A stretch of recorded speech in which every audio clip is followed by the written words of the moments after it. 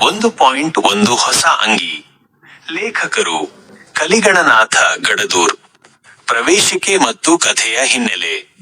ಈ ಕಥೆಯು ಬಡತನದಲ್ಲಿ ಬೆಂದು ಹೋಗಿರುವ ಒಬ್ಬ ಬಾಲಕನ ಕನಸು ಮತ್ತು ಹಂಬಲವನ್ನು ಚಿತ್ರಿಸುತ್ತದೆ. ಆ ಬಡ ಬಾಲಕನಿಗೆ ಹೊಸ ಅಂಗಿಯೊಂದನ್ನು ಶರ್ಟ್ ತೆಗೆದುಕೊಳ್ಳುವ ತೀವ್ರ ಆಸೆ ಇರುತ್ತದೆ.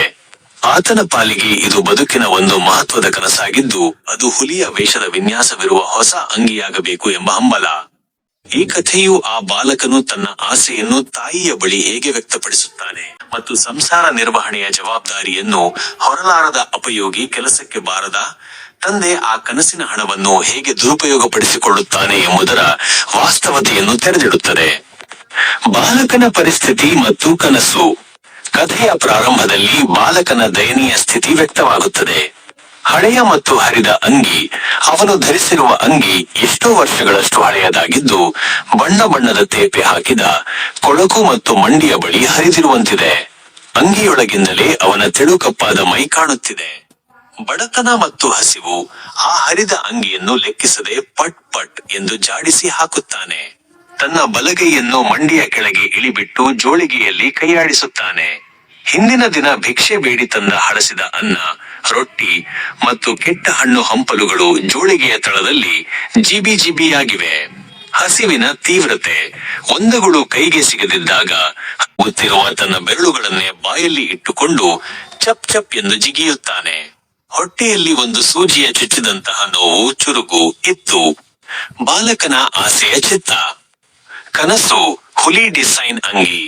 ಅವನು ಸೊಂಟದ ನಡುವಿನ ಸಡಿಲಾದ ಚಡ್ಡಿಯ ಬ್ರಕೋಣದಲ್ಲಿ ಕೈ ಹಾಕಿ ಒಳಗಡೆ ಬಚ್ಚಿಟ್ಟಿದ್ದ ಹಣವನ್ನು ಮುಟ್ಟುತ್ತಾನೆ.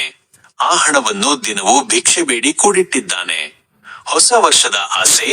ನಾಳೆ ಬರುವ ಯುಗಾದಿ ಹಬ್ಬಕ್ಕೆ, ಹೊಸ ವರ್ಷಕ್ಕೆ ಕಲರ್ ಡಿಸೈನ್ ನ ಹೊಸ ಅಂಗಿ ತೆಗೆದುಕೊಳ್ಳಬೇಕು ಎಂಬುದು ಅವನ ಆಸೆ.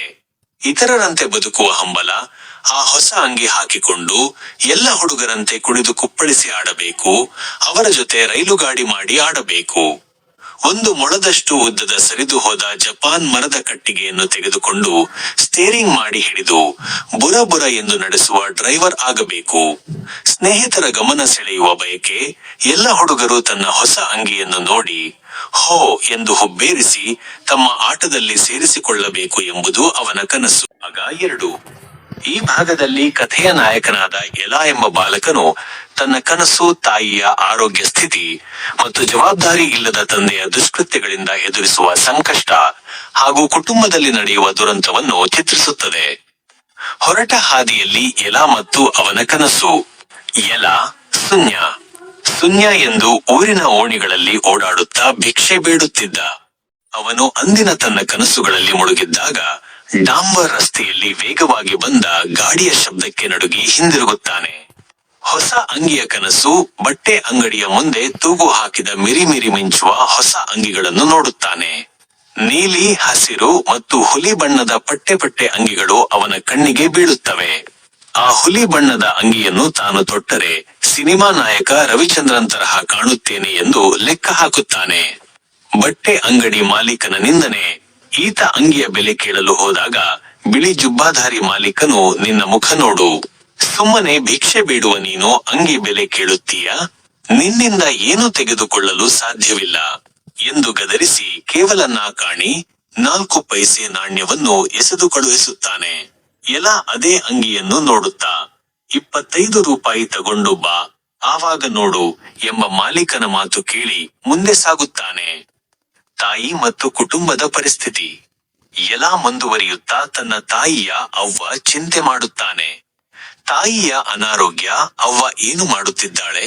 ಉಪವಾಸ ಮಲಗಿರಬೇಕು. 2-3 ದಿನದಿಂದ ಆಕೆಗೆ ಒಂದು ತುತ್ತು ಸಿಕ್ಕಿಲ್ಲ. ಆಕೆ ಕೆಲಸ ಮಾಡಲು ಸಾಧ್ಯವಾಗದಷ್ಟು ಗಟ್ಟಿಮುಟ್ಟಾಗಿಲ್ಲ. ನರಕಿಸಿದರೆ ಬೀಳುವಂತಾಗಿದ್ದಾಳೆ. ಹೆಚ್ಚುತ್ತಿರುವ ಕುಟುಂಬ. ಈಗಾಗಲೇ 5 ಮಂದಿ. ತಾನು ಮತ್ತು ತಂಗಿ ತಮ್ಮಂದಿರು ಉಳಿದಿದ್ದೇವೆ. ಆದರೆ ಅವ್ವ ಮತ್ತೆ ಗರ್ಭಿಣಿಯಾಗಿದ್ದಾಳೆ. ಇಷ್ಟು ಮಂದಿ ತಂಗಿ ತಮ್ಮಂದಿರಿಗೆ ಉಂಬಾಕ, ತಿಂಬಾಕ, ಬಟ್ಟೆ ಬರೆ ಹೇಗೆ ಎಂದು ಕೇಳಿದ್ದಕ್ಕೆ ಅವ್ವ, ದೇವರು ಕೊಟ್ಟರೆ ನಾವು ಬೇಡ ಅನ್ನುವುದೇ? ಪರಮಾತ್ಮ ಹುಲ್ಲು ಮೇಯಿಸುತ್ತಾನೇನೋ? ನೀನು ಬೇಕಾದರೆ ದೊಡ್ಡವನಾದ ಮೇಲೆ ಮದುವೆ ಆಗದೆ ಸನ್ಯಾಸಿಯಾಗಿ ಇರು. ಎಂದು ಕೋಪದಿಂದ ಬೈದು ಅವನ ನಾಲಿಗೆಯನ್ನು ಹಿಡಿದು ಕೈಬೆರಳುಗಳನ್ನು ಮುರಿದು, ದುಡಿಬೇಕು ಮಗ, ನೀವೆಲ್ಲ ಹುಟ್ಟಿ ದುಡಿಯುತ್ತೀರಾ ಎಂದು ಕಣ್ಣಿಗೆ ಜೀವ ಹಿಡಿದುಕೊಂಡು ಕುಳಿತಿದ್ದೇನೆ ಎಂದು ಹೇಳಿ 1-2 ವರ್ಷ ಹೋದರೆ ಅವನನ್ನು ಕೂಲಿ ಕೆಲಸಕ್ಕೆ ಬಿಜವಾಡಕ್ಕೆ ಕಳುಹಿಸುವ ಇರಾದೆಯನ್ನು ವ್ಯಕ್ತಪಡಿಸಿರುತ್ತಾಳೆ. ನಂತರ ಮಮತೆಯಿಂದ ಮುತ್ತು ಕೊಟ್ಟು ಸಮಾಧಾನ ಮಾಡಿರುತ್ತಾಳೆ.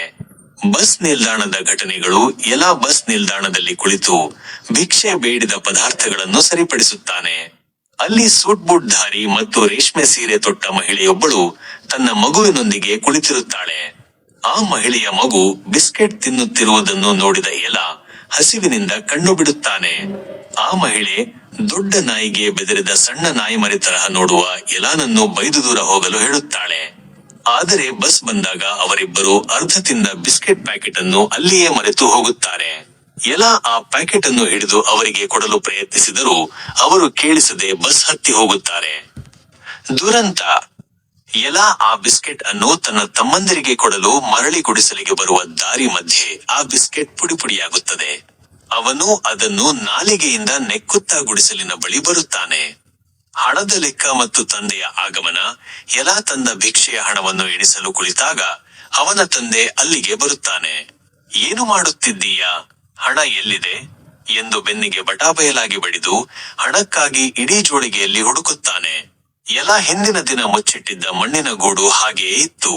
ತಂದೆ ಎಲ್ಲಿಗೋ ಹೋದಾಗ ಎಲ ಓಡಿ ಹೋಗಿ ಹಣವನ್ನು ತನ್ನ ಅಂಗಿಯ ತುದಿಯಲ್ಲಿ ಮುಚ್ಚಿಟ್ಟು ತರುತ್ತಾನೆ. ತಾಯಿಯ ಗಂಭೀರ ಸ್ಥಿತಿ. ಅವ್ವ ತೀವ್ರ ಚಳಿಯಿಂದ ನರಳುತ್ತಾ ಮಲಗಿರುತ್ತಾಳೆ. ಆಕೆಯ ದೇಹ ಸುಡುತ್ತಿರುತ್ತದೆ. ಎಲ, ಅವ್ವ, ಈ ಚಪಾತಿ ತಿನ್ನು, ಎದ್ದು ಬಾ ಎಂದು ಬೇಡಿಕೊಂಡರೂ ಆಕೆ ಬರೀ ತಲೆ ಆಡಿಸುತ್ತಾಳೆ.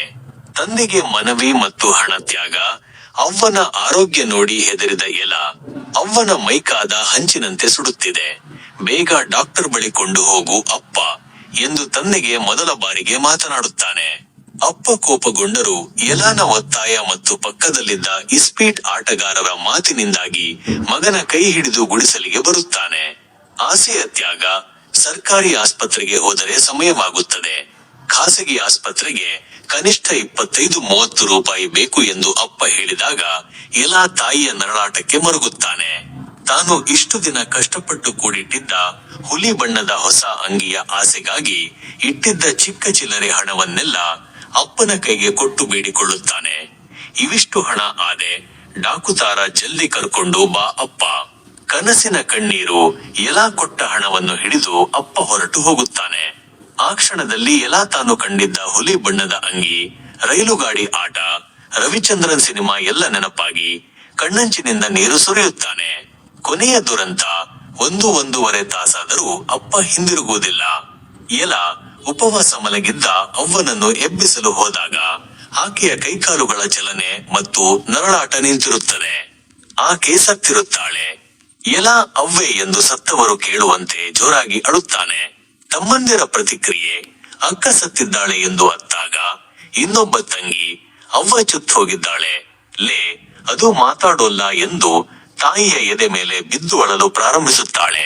ಎಲ ಅಳುತ್ತಾ ತನ್ನ ತಾಯಿಯ ಪಾದಗಳಿಗೆ ನಮಸ್ಕರಿಸಿ, ನಮ್ಮನ್ನು ಪರದೇಶಿಗಳನ್ನಾಗಿ ಮಾಡಿ ನೀನು ಒಬ್ಬಳೇ ಹೊರಟು ಹೋದೆ ಎಂದು ಗೋಳಾಡುತ್ತಾನೆ. ಜವಾಬ್ದಾರಿ ಇಲ್ಲದ ತಂದೆ. ಅಪ್ಪ ಈ ಗದ್ದಲದಲ್ಲಿ ಗುಡಿಸಲಿನ ಒಳಗೆ ಬಂದು ಹಣ ಕೊಟ್ಟಿದ್ದಕ್ಕಾಗಿ ಎಲಾನನ್ನು ಬೈದು ಕೈ ಹಿಡಿದು ಎಳೆದಾಡಿ ಹೊಡೆಯುತ್ತಾನೆ. ನಂತರ ಜೋಳಿಗೆಯನ್ನು ಕೈಯಲ್ಲಿ ಹಿಡಿದು ಅದನ್ನು ಲೆಕ್ಕಿಸದೆ ಗುಡಿಸಲಿನ ಬಾಗಿಲನ್ನು ತುಳಿದು ಹೊರಗೆ ಹೋಗುತ್ತಾನೆ. ಆತ ಹೊರಟು ಹೋಗುತ್ತಿರುವಾಗ ಎಲ ಅಳುತ್ತಾ, ಅವ್ವ ಚುತ್ ಹೋಗಿದ್ದಾಳಪ್ಪ ಎಂದು ಹೇಳಿದ ಮಾತು ಆತನಿಗೆ ಕೇಳಿಸಿತೋ ಇಲ್ಲವೋ ತಿಳಿದಿಲ್ಲ. ಕಥೆಯ ತಿರುಳು. ಬಡತನ, ಹಸಿವು ಮತ್ತು ಜವಾಬ್ದಾರಿ ಇಲ್ಲದ ತಂದೆಯ ದುರ್ನಡತೆಯ ನಡುವೆ ಒಬ್ಬ ಬಾಲಕ ತನ್ನ ಅಮೂಲ್ಯವಾದ ಕನಸನ್ನು, ಹೊಸ ಅಂಗಿ ತ್ಯಾಗ ಮಾಡಿ ತಾಯಿಯನ್ನು ಉಳಿಸಲು ಪ್ರಯತ್ನಿಸುವನು. ಆದರೆ ತಂದೆಯ ದುರಾಶೆ ಮತ್ತು ನಿರ್ಲಕ್ಷ್ಯದಿಂದಾಗಿ ಕುಟುಂಬವು ದುರಂತದ ಅಂತ್ಯವನ್ನು ಕಾಣುತ್ತದೆ.